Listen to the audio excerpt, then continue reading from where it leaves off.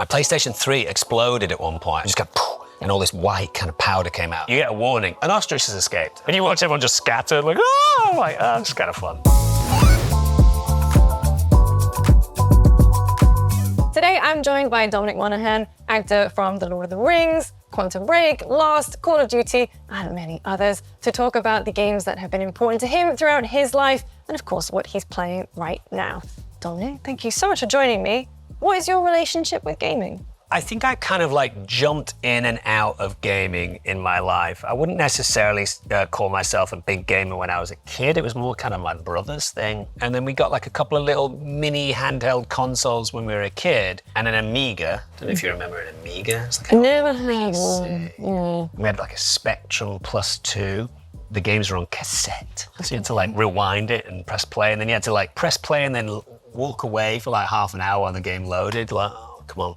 Then there was a huge chunk of my kind of teenage years where I just didn't play games. It wasn't really my thing. I was much more into like drama and playing football and sports and stuff. And what are your earliest memories in gaming?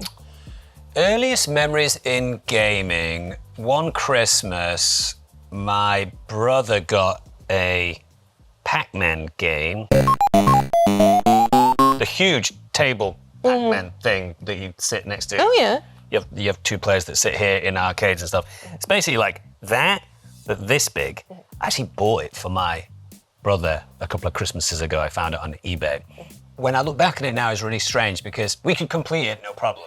We could just like finish off the map, no problem. And also like get everything apart from what we called the magic pills. I don't know what anyone else calls them. But you know, the little things in the corner, the little white dots that like, turn the ghosts into things that you Yeah. We used to call them magic pills, which I guess we were like revolutionaries back in the day. So we would get all the other dots and then only have 4 things in the corners left and then go and get all the ghosts, which I tried it with my brother and I was like, how could we do that when we were like 8 or 9? But it's just like a muscle memory. I think as well though, like back when you were a kid, you had nothing else going on. You really didn't. This is like the mid-1970s. So we were kids. I didn't game too seriously from that point on. And to be honest, I was always confused when my friends would go off and play games and I'd be like, do you want to play football? Do you want to go to the park? Do you want to do this? I moved to LA when I was 24 and I was going to buy a DVD player. And I said to my friend Elijah Wood, who sounds like I'm terribly name dropping. I said, I'm going to go buy a DVD player. You want to come with me? And Elijah's like, you should buy a PlayStation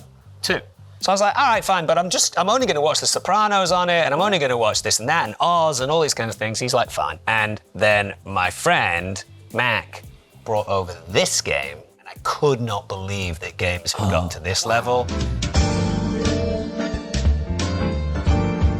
What a jump that must be. It was huge. Even from GTA 1 and 2 to 3 was... The leap was just extraordinary. And, you know, the soundtrack is incredible.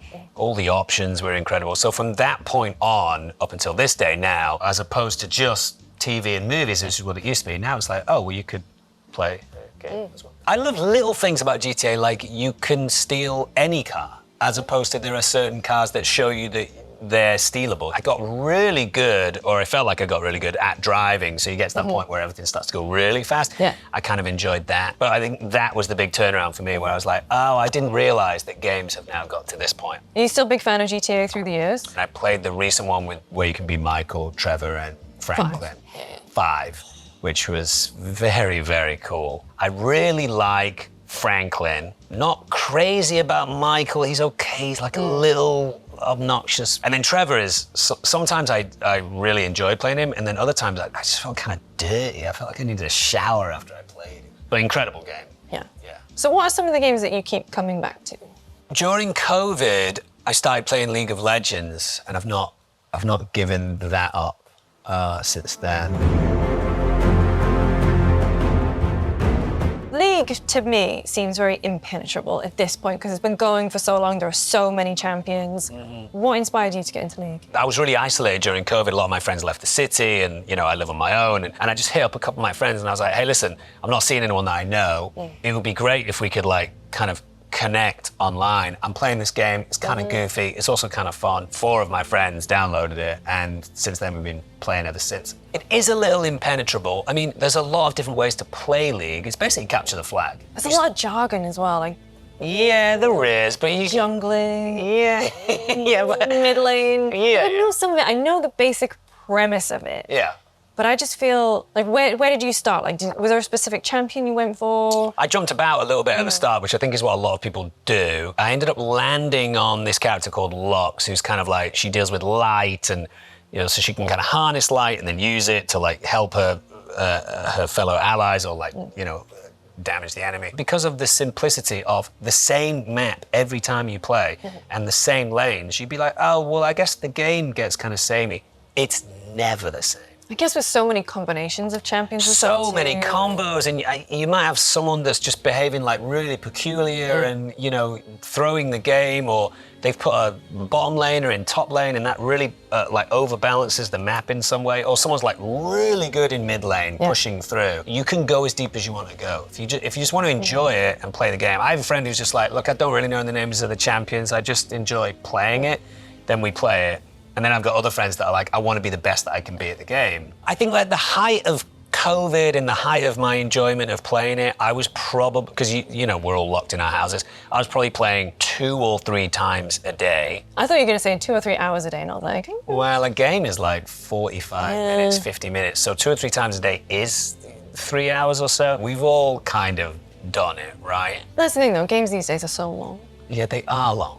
Yeah, Like, it's a commitment. Yeah. The amount of time that I sunk into Skyrim, my PlayStation 3 exploded at one point. I think it was too hot. It was in a cupboard for too long. And that'll do it. You just go, poof, and all this white kind of powder came out. And I was like, oh, that seems dangerous to inhale. I'm going to stay away from that for a while. And some guy sent me a DM and he was like, hey, man, you can send me the machine. I'll fix it for you, no cost, and send it back. And I was like, oh, really? Wow. He was like, yeah, it'd be my pleasure. And I was like, oh, dude, that's amazing. I'll give you a shout out on Twitter, which I ended up doing. I'd been chatting to him a little bit, and he was like, hey, just so you know, you might not be interested, or you might be interested, but you've logged like 350 hours on Skyrim. And I was like, oh, no, like, what if that was like the piano, or, you know, like reading, or do you know what I mean? You know, I was backwards and forwards to GameStop quite a bit to like, whatever, get the new FIFA or get the new GTA or get stuff. And I just found myself getting drawn to that cover, you know, the very simple cover with the little kind of Dragonborn emblem on it. And I was like, what is this? And then I got it and then became utterly bamboozled by the game. One of my exes, who was a gamer, she opened up my inventory and she was like, you have 400 apples and you have like 19 wheels of cheese and you have like 38 axes, but you can't use axes. And why are you picking up heavy armor? You need light armor. So she like cleared all that out for me. And then I just went on this tear with Skyrim. And I think when all is said and done, it's probably been my all-time favorite gaming experience. It's given me a heck of a lot of happiness over the years, Skyrim. So I always push back on that thing where people say it's wasted time. I'm like, it filled my heart. It made me feel happy. I was in a safe place. You know, I saw incredible views. I would be like playing and I would see like a mountaintop or something. And I knew that if you left the controller alone for a little bit, you'd start to get this 360 degree. The really nice panoramic view. Right. And be like, So I'd be like, I want to climb that vista and then wait and then like, you know, whatever, pour myself a glass of wine or open a beer and just watch for like the next 5 minutes this like view unfold. I'm such a nerd. I love it. oh. What kind of player at Skyrim are you? Are you like a stealth archer, which is the... How did you know? Because are you actually? Yeah. Because Oh, you everyone is. really? Yeah, it's like the Yeah, joke. it's You're the either the sexiest berserker or you are the one who just... Yeah, I'm like a dark elf or like a night elf or a Khajiit. And it's so funny because you see all these memes and GIFs online of people being like, I'm going to start Skyrim again and do something different. And then like level 12, you're like, oh yeah, no, I'm not, I'm hiding. I just love when you get to that level where your arrows do way more damage and everything slows down as you do it. And then you get that like amazing moment of like, and then like the arrow kind of goes through the world, you know? It's very cool. I mean, they've been hinting for a long time to the new Skyrim, but that's a lot. They announced it like 4 years ago, and I think it's still at least 4 years out. I'll be dead before that thing comes out. I mean... It'll be good. Think about how good it'll look. Yeah, it will look good. It will look good. You mentioned music a few times. Yeah. Like Skyrim has a really good soundtrack. GTA also really well known for their soundtracks. Do you have any in particular that you always like think back on? Do you listen to any on Spotify? Well, I have saved a few Skyrim songs, you know, like the major the main kind of soundtrack and a few others. But my favorite soundtrack of all time is Planet Zoo, which is just such a vibe, man. It is so... Talk to me about Planet Zoo. I've never played Planet Zoo.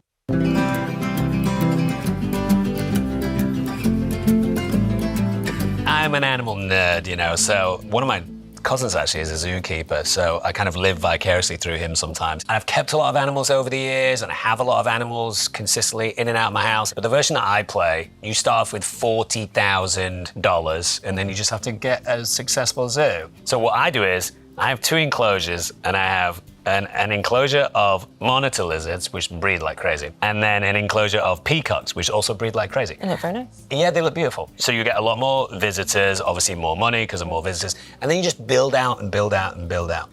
Outside of like the building enclosures thing, the slightly irksome thing about Planet Zoo is once you start moving into like kind of gangster animals like gorillas or orangutans or tigers. I think you're talking about like rival zoos. No. Like, just like the big hitters, you know, like African elephants or, you know, lions and stuff. You can't buy them with money. What you buy them with is conservation credits. And you get conservation credits by putting animals back into the wild. So it's this very long-winded process of, let's say, having ostriches. Right. Ostriches have babies, and then when the babies get to a point where they're old enough, you then donate them back into the African savannah. And you might get something like 50 conservation credits, but an African elephant is like 10,000. So you just got to keep grinding and grinding. Like I said, it's going to take me like a year to get a tiger. And is it worth it? But, you know, it's just like a little tonic when I'm like, I've played League, and League can be very hectic and very immersive, and you have to concentrate. But with Planet Zoo, you can just kind of potter along. You'd be like, oh, how are my salamanders? Oh, they're fine. Oh, that's great. Oh, he made a mess over there in that enclosure. Oh, I'll go take care of that. Oh, she's not happy, you know, all that kind of stuff. I'm never that bothered about the people in the zoo. I'm much more bothered about the animals. But sometimes, you know... it should be. Yeah, you'll get like reports of like people are hot, and you're like, well, it's, you know, it's 90 degrees. You walk around the zoo, of course you're hot. People want more drinks. I'm like, oh, well, leave the zoo, go get a drink and come back. I don't care. It's all about the animals for me. Are the animals happy, you know? And then every so often, if an animal escapes and they're not like life-threateningly dangerous, like if an ostrich like escapes and stuff, you get a warning. An ostrich has escaped. And I'm like, you know what? I'm just gonna play this one out. And you watch everyone just scatter, like, oh, I'm like, oh, it's kind of fun. Slightly different day at the zoo, you know? You just have to not do that when there's an inspector in town. Oh, you get inspected as well? You get inspected like every month or so. If an animal's escaped while an inspector's in town, you like lose stars. And it's a whole, it all snowballs at that point. You lose stars, there's less people, less money, now you have all these overheads. Oh God, and then the mayor shows up. Oh, it's awful. Sounds like a second job. Yeah, I know, it is like that. Which is fine, because, based on your initial question, the music is so good, man. It's so good. It's just like chill and mellow. And for me, at least, the whole fantasy of like being a zookeeper, you're just wandering around, pottering around, doing little things, and the music is just gentle and chill.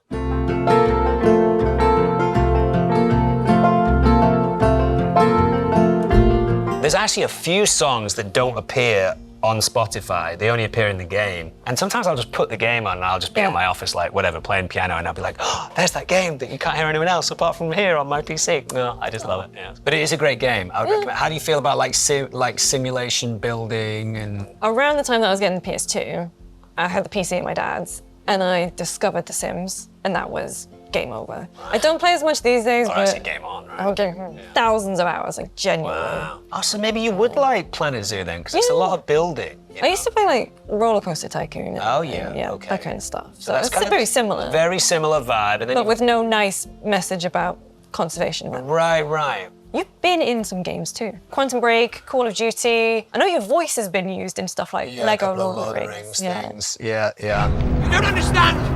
We're hobbits! What was it like being in COD? Like another one of the biggest entertainment properties around. Like what was that experience like? It was really fun. It was like doing a play. I am Hauptsturmführer Richter and... Piss off, crowd. Unless you got room service for us. And I have questions for you. Like the thing about these different modalities as an actor is like, if you're doing a TV show, you're really telling a story with your face. For the most part, they're not really filming your feet too often. Your knees are not really telling a story. So it's like your face generally. Then if you're doing a movie, the camera zooms in and you're really telling the story with your eyes. You do a little bit with your mouth, but you're not really doing, like, your neck isn't involved, your shoulders aren't involved. It's just kind of how that works. With a play, It's everything. It's your feet. It's the way that you stand. It's the way that your hands are moving. It's your body language. It's everything. It all encompasses you. So with Call of Duty, when all of the actors sat around with the director, and he was like, look, we have cameras all around the room, and they're shooting every single angle. And we're going to do like 15 pages in a scene. We're going to do 20 pages in a scene. If we get it right on the first take and everyone signs off on it, we don't do another angle. We move on. So he said, if we're doing 2 scenes a day, which is about as much as they do, and you nail it in the first 2 takes, we're done by 11 o'clock. You guys are off. So we did that a couple of times where I was just delighted with it. But for me, obviously you're wearing a rig and you're in the kind of like blue suit that you wear. It's very tight. It's very tight. Dots. And you're wearing like a relatively cumbersome kind of like helmet and stuff. But the cool thing is everyone's wearing that out of the cast. It's not just you. So of course you feel a little bit silly at the start of the day being like, okay, and this and that and this and that. But then you just kind of get into it. But it's just, I played this kind of sadistic Nazi officer who is scared of his bosses and he's being told to do certain things, but he's also paranoid about how he's going to get out of now what is kind of a war-ravaged Berlin. He's trying to work on his own agenda, so leading a little bit of a double life and comes a cropper at the end of the game.